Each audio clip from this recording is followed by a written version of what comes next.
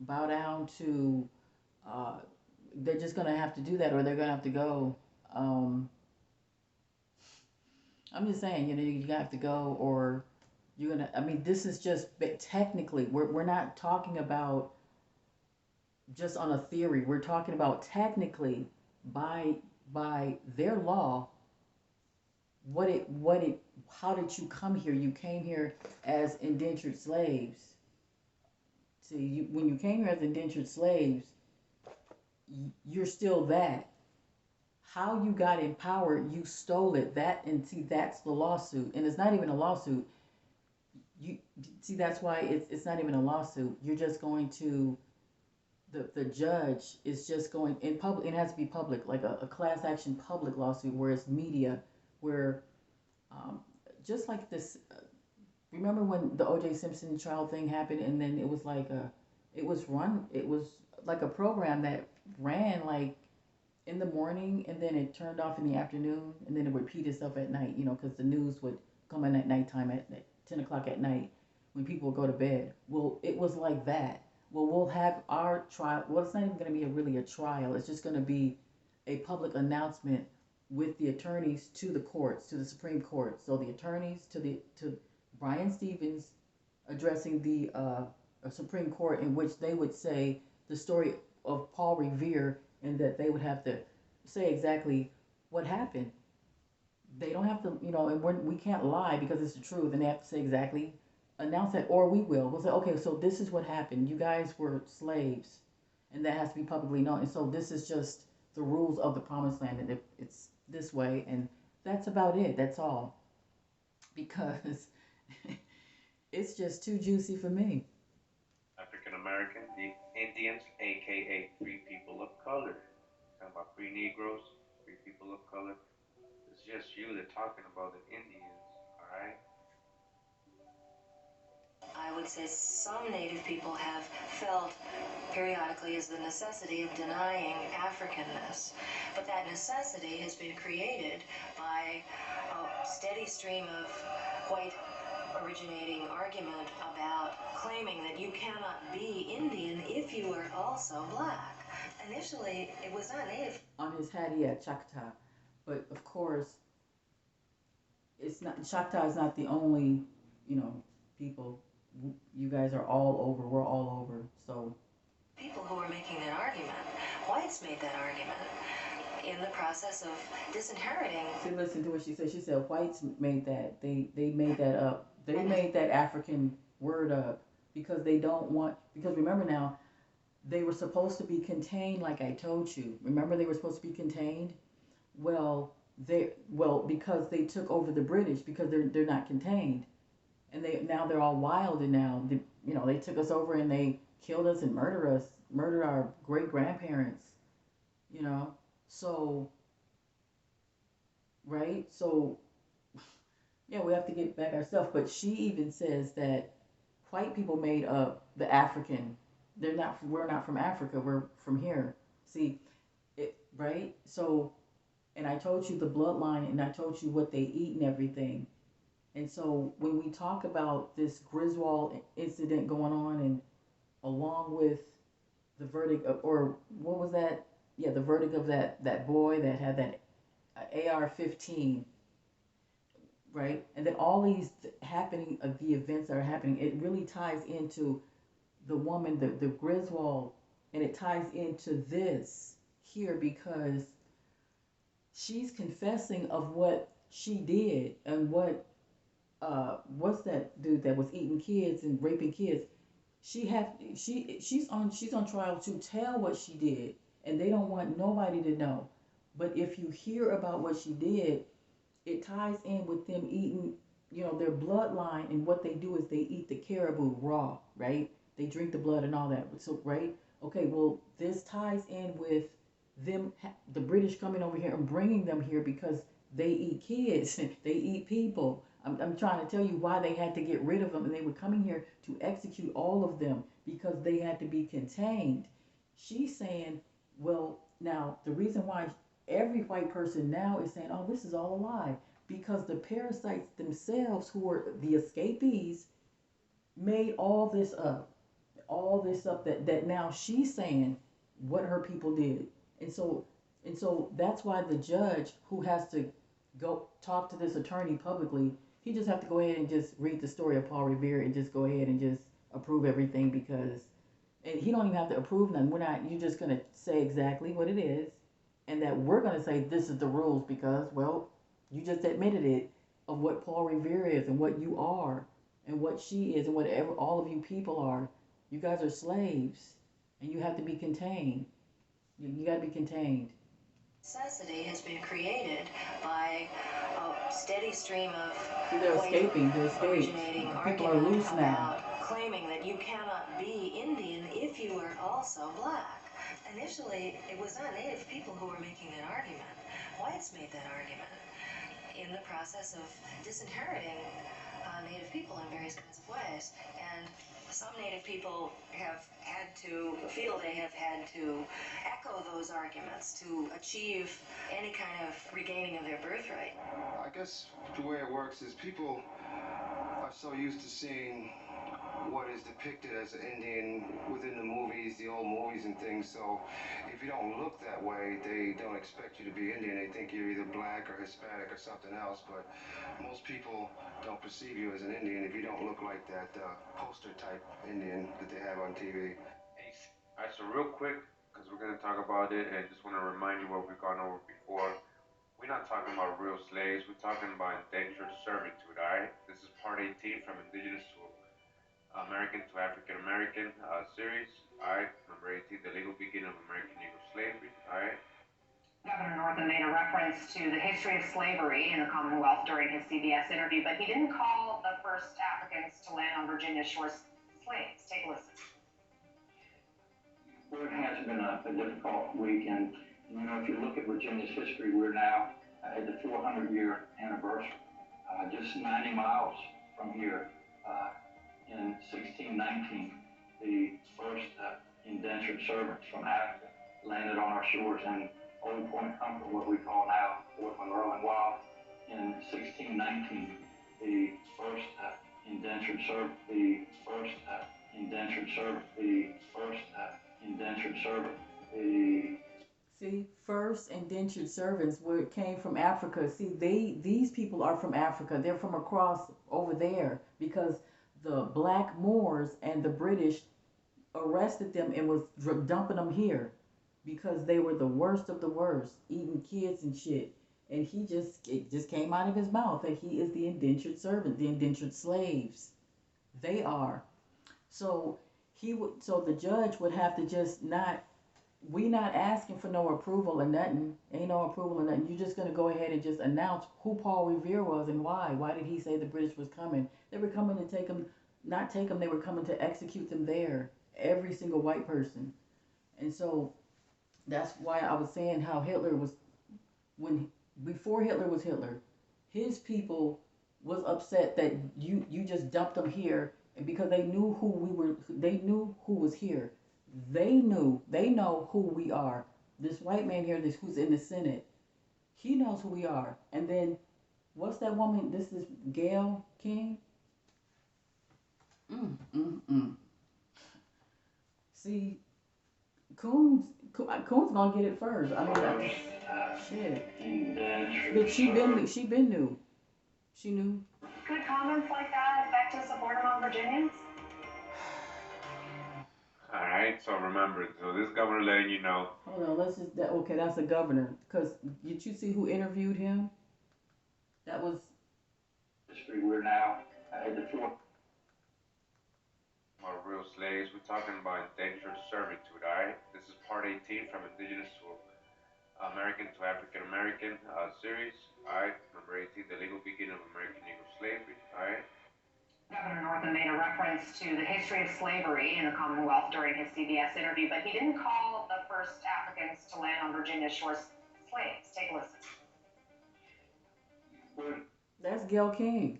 So she knows that we're indigenous because she's interviewing a white senator who is really a criminal slave because they came here as indentured. Indentured means that You are a criminal coming over here. So now you are owned by the British. So you're owned. You have to be contained. Well, she's talking to someone that must be contained. This coon here is talking to, and the coon is just friends and sipping tea, and they work together. These senators work with the coons. See, so the the indentured slave criminals is working with coons. It's been a difficult week, and if you look at Virginia's history, we're now at the 400-year anniversary. Just 90 miles from here. But it's like a circus. Like we watching just a shit show because we're watching useless ass people, black people who are coons, and they're just talking to the worst of the worst. This thing knows that we're indigenous, and yet he allows it to be where we think we have to pay rent on our own land and get shot by the police and just do all this thing here.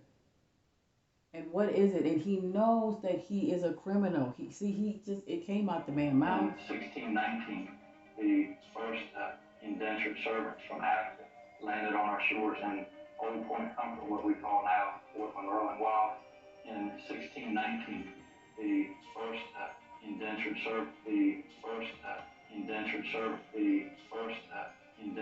Okay, now the reason why he keeps repeating that is because this white man is the indentured servant, so we already know that. But for him to know that, and all of the white court judges and the attorneys to know this, that you come here as the criminals, and then you're gonna, oh man, and then you're gonna point the finger at us and call us a felon, and have the media to make everybody believe that we're the criminals when you came over here on slave ships, literally in shackles. They came in real shackles because they were the slaves. And you can see pictures of white people with shackles on their feet and hands and on their neck because they were, I mean, and they would be, wouldn't they? Because if they're criminals here for 400 years, then they really are for real. Now you know why. Now we know why we're in this predicament. This is why you live in one house and you're forced to pay rent on your own land in one house, and you can't. This is why there is no promised land, because coons like this thing, I don't even want to say her name, right? And then that other one, and then speaking of her, people don't understand is that these people are lizards. They literally was subjected to getting that thing put in their eye, and then it wrapped around their optic nerve, and then they turned into that lizard. So Jay-Z is definitely a lizard because he's now tied in. Well, he's always been tied into that. So all the the secret of the Freemason is that they're lizards. You remember? Okay, so the Eve people and all that, well, they really turned into it. But anyway, this other lizard here, now the lizard is really, the reptilian is the vampire, and he's the ghoul.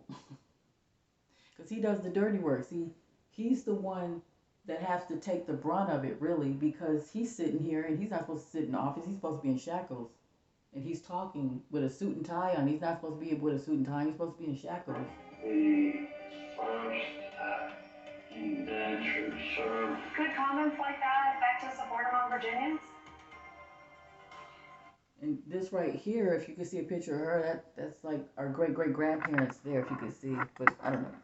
We'll just keep it rolling. All right, so remember, this governor letting you know that these first so-called 20-odd Negroes that arrived in 1690, remember, they were indentured servants.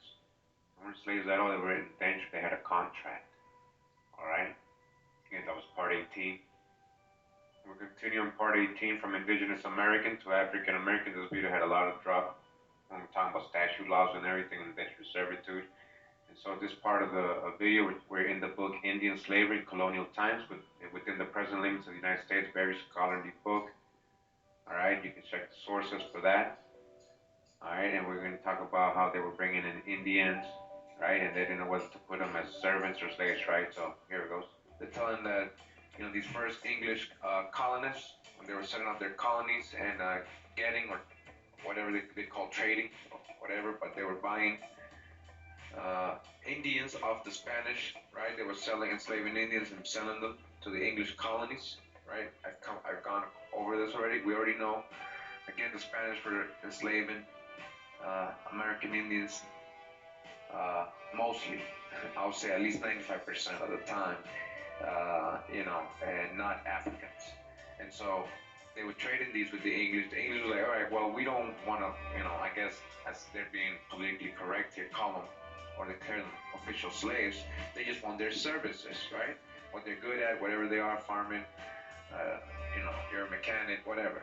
You're a teacher, whatever your service is, that's what they were employing.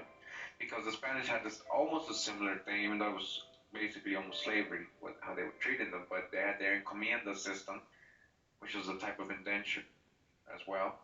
And so, the English right here, they begin this book letting you know, again, let me just repeat that part, says, but were content to retain possession of the services of their subject Indians without taking possession of their persons through legal declarations imposing the status of slavery upon them. Such Indians were held in the status of servitude. Such Indians were held, your ancestors, or so-called Negroes, were held in the status of servitude, a condition which stood midway between freedom and absolute subjection, right? In between, either or, and which was the historic base upon which slavery, by the extension and addition of incidents, was constructed. Slavery was constructed based on this status of servitude between freedom and absolute subjection. It could have gone either way for you, and most of the time it went absolute subjection, or chattel slavery as they call it. All right, for life. All right, for life. The right of ownership of the services of both Negroes and Indians was, after all, what the colonists most desired and appeared to promise satisfaction in this instance, as it had in the case of the white indentured servants. Remember, there was white indentured servants too. All right, so again, but listen to what they're telling you. So the right of ownership of the services of both Negroes and Indians, all right, Negroes and Indians, it's all the same. After all, what the colonists most desired, and appeared to promise satisfaction in this instance, as it had in the case of the white indentured servants. They had, Europeans over here as well, doing their time for coming over to America. They had to do an indentured servitude for like 7 to 10 years. Indian servitude not only preceded Indian slavery, again, Indian servitude, so-called Negro, Indian so-called Negro servitude, not only preceded Indian or colored, right? They classified you as colored or Negro slavery, but even continued after the institution of slavery was fully developed. This is true of most, if not all, of the English American colonies. All right, this was going on in all of their colonies. All their colonies practiced this before they, I guess, legalized slavery or created their chattel slavery. Prisoners of war, all right, because you were Indian, American, indigenous people, Niji. You were free to the land. That was everybody's, right? The land, nobody owned the land. You were free to roam, right?